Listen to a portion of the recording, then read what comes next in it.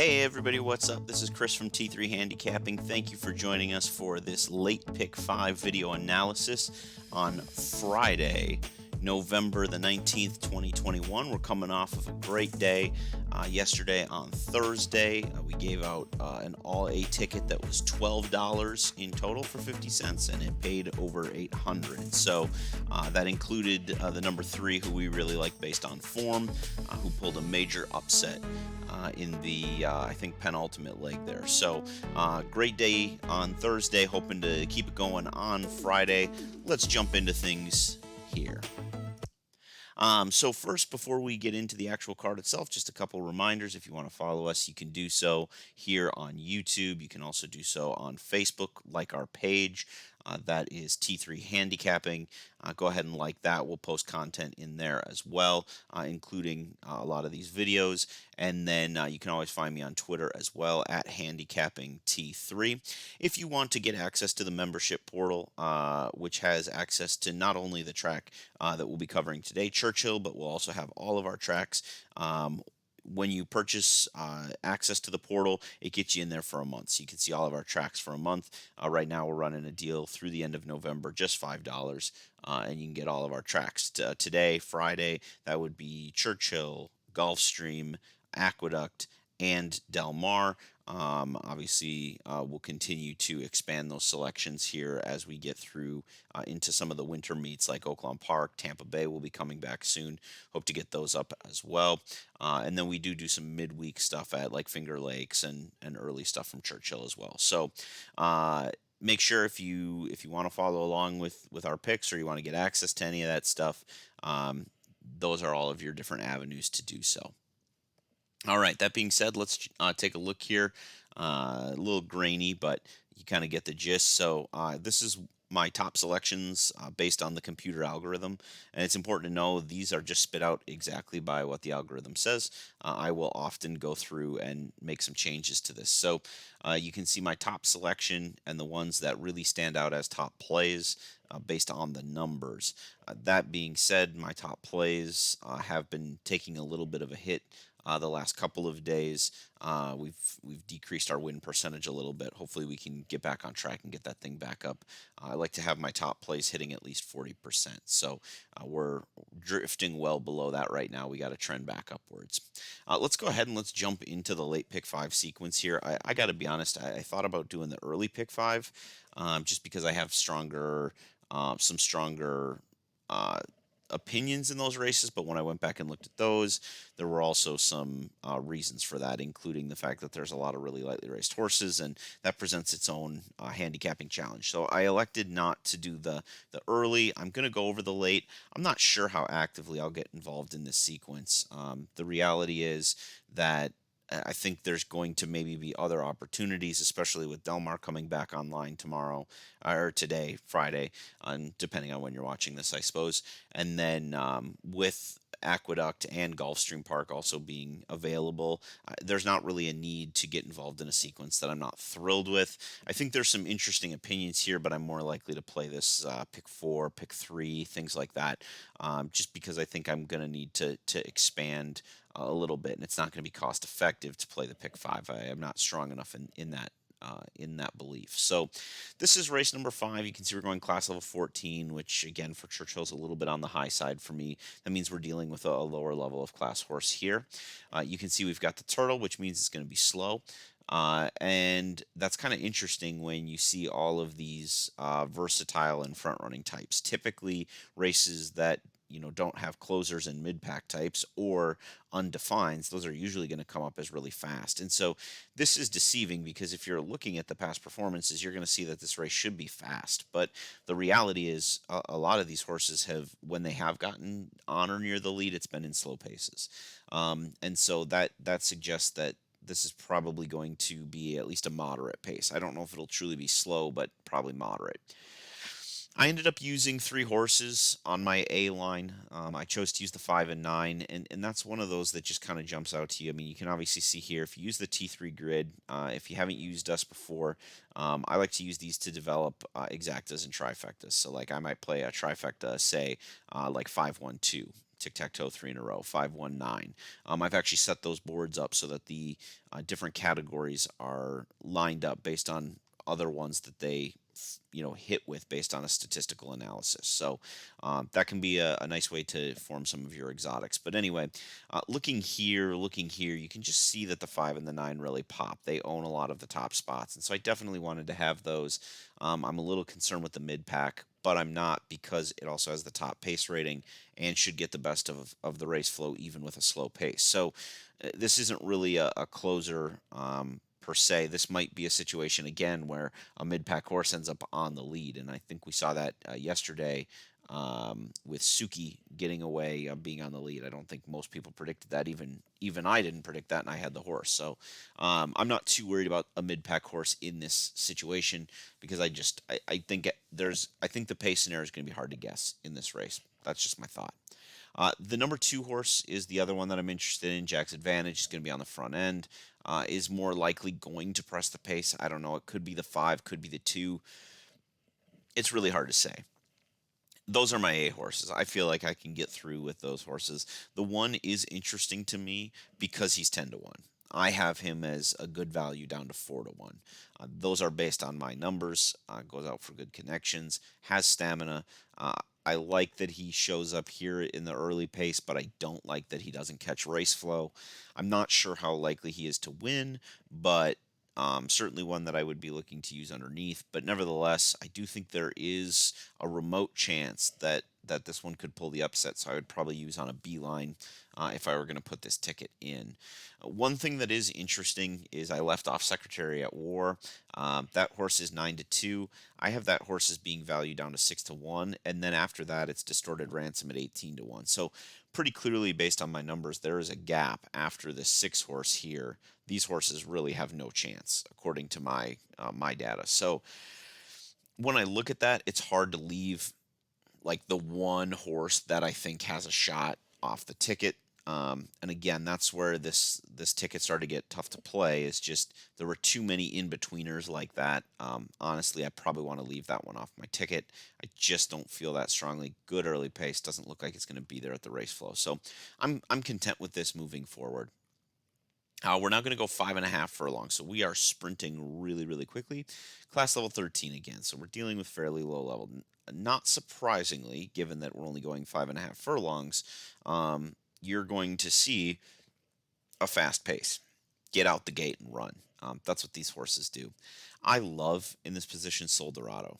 Soldado rates out as an 8-point favorite over any other horse in this race. Based on my facts and statistics.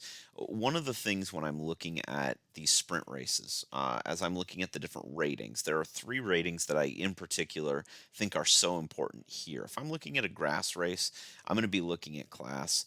Definitely going to be looking at pace, but a lot of form as well. I might look at maybe their ability ratings and things like that. When it comes to dirt sprints, for me it's total speed, which is the first one, pace, which is in this case early speed, and then race flow, which is based on how fast we think the pace is going to be, how much finish are they going to have. In turf racing, it's a little bit different. In turf racing, it goes the opposite. So the pace number is who has the best, basically finishing kick home, and then the race flow is who can put themselves in a position to maybe hang on with a little bit of flow at the end. So that's just kind of an idea of sort of why I so heavily lean on these in the dirt sprints.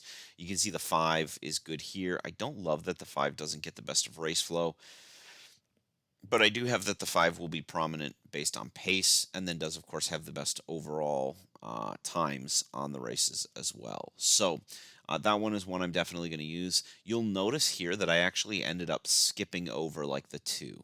The 2 doesn't show up in pace, doesn't show up in race form, and is going to want to be near the front. I don't see a path for victory for that one. That's 9 to 2. I've got 4 to 1 on St. Helena. There's some things there that aren't bad, but I'm just not as interested in that one. I think there's going to be other horses on the front end. Eventually, I had to come all the way down here past Gajira who could get the best of race flow, but I actually kind of like these two horses sitting here. Relentless Eyes and Delightful Breeze. Those two horses to me really jumped off the page as horses that are in with a good chance. They're front runners, but what I like is you can see they are the top running front runners.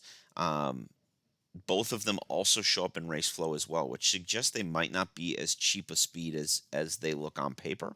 Um, I don't know if they can get the job done. Certainly, the 7 has a speed figure, or I should say, a final time that puts it, within the realm of possibility. Although it's quite a bit off of the 5, but nevertheless, if I'm getting compensated 20 to 1, I'm much more willing to take the chance on that one. Restless Eyes, same type of idea, kind of shows up in a lot of different categories, and looks to be pretty good. I've got the 3 good all the way down to 8 to 1, which is what it's currently at. I think this one's going to be forgotten about in the wagering, and that should make things better for us. The number 7 is Delightful Breeze at 20 to 1. I have that one as being good value down to 11 to 1, and frankly, I'm willing to try and create some separation by using that one. So those are interesting ones. I definitely think the 5 is the horse to beat. Tepid favorite, should be able to get some cash flow, even if that one comes in, just because it doesn't seem like this race is going to have a real strong favorite either way. Moving on, we've got another low level class level 15, going 7 furlongs. It's another slow race, and it's got a very it's got a huge number of undefined horses. Uh, You'll see here I've got some sires listed because we do have so much undefined. I like to start looking at some of the breeding ratings that I've created. And so you can see these down here. With these ability ratings, if the horse is less than 3 years old, or I should say is up to 3 years old, this will be their breeding. It will basically look at who their parents are and how good they should be in these conditions. Once they get to 4, then I start using their past performance to dictate what that power rating is. So that will look a little different depending on who they are. Um, with that, I mean, the 6 very clearly rates out best horse in the field. Like, not even really all that close. Is going to be a front runner, Southern Sense, who's out of Street Sense, more of a closing type. Now you can see the numbers. I mean, you can look at this and go, "Whoa, look at this horse." I mean, he's got the best speed figures, and race flow and pace is going to be right there. Keep in mind, we've got most of these horses that have never run, so it's going to be a little bit of a guessing game, and that's why I didn't feel comfortable just going totally with the picks. I wanted to include some other things, so I took my top 2 selections, both graded out as A's. The 3 also happens to have breeding that I think is going to suit being out of Street Sense. I think this horse could fit these conditions, and so that one made sense to keep on. So I've got the 6 and the 3, both of whom I think are good at 5 to 2. Then I just said, okay, after this, you look at all these unknowns, and I decided to go with the 12 and then the 8. And the reason that I did that is the breeding. Um, I just wanted to take a shot there. Here's what I don't love about the 10, and here would be maybe the one reason I might think about playing this sequence. I certainly will be playing something through race 7 against the 10, unless the 10 is taking wicked money. Um, the 10 horse shows up on one metric, and that's jockey trainer.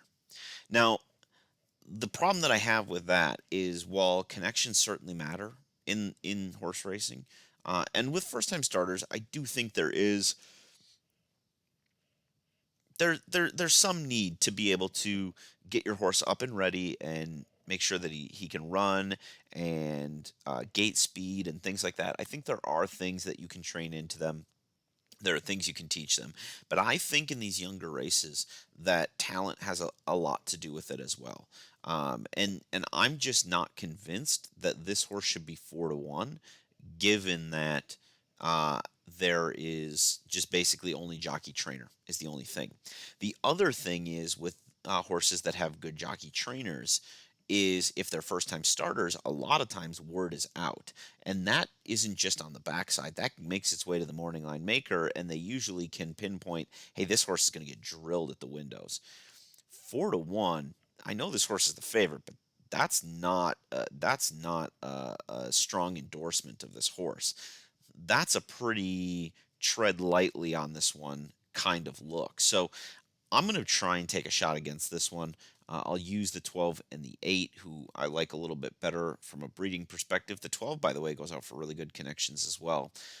So that's something to consider, and has a little bit more of the foundation underneath. So there's a lot here to digest. This is a tricky leg, and again, like if you have a strong opinion here and you can go skinny, that's great. I don't know if I could. I would be pretty deep. There's a lot of horses. I think this one's more of a dartboard race, and probably one of the biggest reasons why you can't use this as part of a really expensive pick five, unless you're going to be able to cover everybody that you like here. Race number 8, moderate pace. For me, this one's pretty straightforward and pretty simple. I do not like Letty. I shouldn't say that. I think Letty has a perfectly reasonable chance to win. Uh, the problem that I have with Letty is I have him as a fair value at 6-1.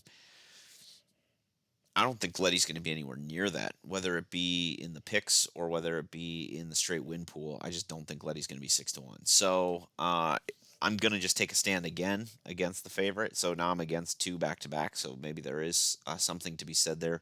I think a late pick 3 here actually makes more sense than a pick 5. Go against the 10 in race 7, go against the 1 in this race, and then come home.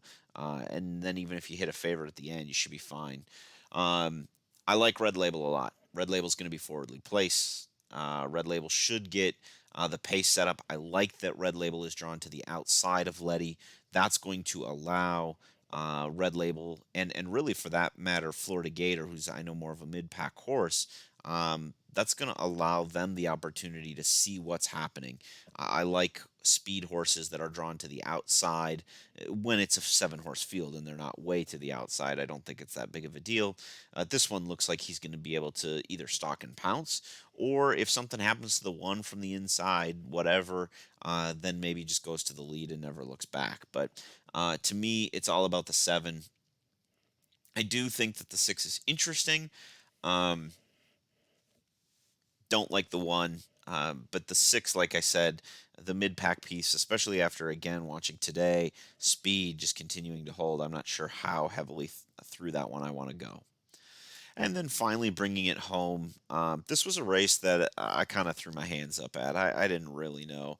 And there was so much going on, I didn't even realize that in my original printout that I missed 2 horses. So there's a little formatting error, and so the 1 and the 1A didn't show up, but you can see I kind of drew them in there. So the 1 in total ranking falls here between the 10 and 11, and the 101, or the 1A, would be the dead last horse. So